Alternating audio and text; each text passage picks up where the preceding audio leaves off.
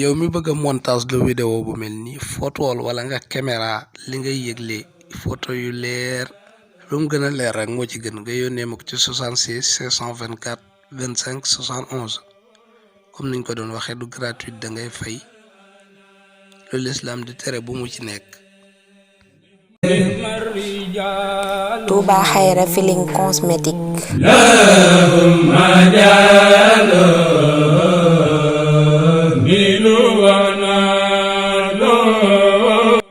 da nga bëgg xet gu neex ci sa yaram wala ci sa yére wala ci sa néeg. waaw loolu kay bëgg naa ko te ñepp ko bëgg nak fan laa mën a dem pour am ko. Touba Khayra Feeling Cosmétique. Touba Khayra Feeling Cosmétique. Parfumerie cosmétique. lépp luy sa soxla ci parfum bu neex wala diw dawal nga seeti leen. maanaam. xeetu parfum nga bëgg ak xeetu parfum boo soxla. dawal gaaw dem ca Touba Khayra Feeling Cosmétique. am nañ collection Keleven Kera ci façon yépp 1 million la vie est belle.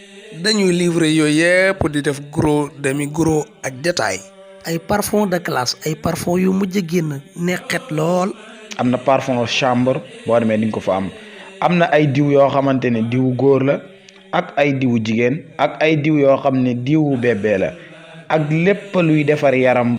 am nañ fa façon parfum yoo xam ne du jar ngay pompe da ngay jël rek teg sa néeg jël bant teg ci mu lay jox xet gu neex.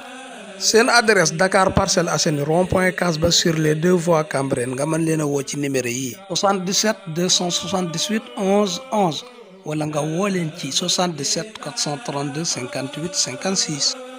am na tamit ay xeetu poudre ay maquillage yoo xamante ni pour jigéen ñi la ak lépp luy rafetal jigéen boo demee foofu di nga ko fekk. Touba Khayra Feeling Cosmétique xet gu neex ci sa jëmmi bopp ji waaye xet gu neex ci sa nekkuwaay.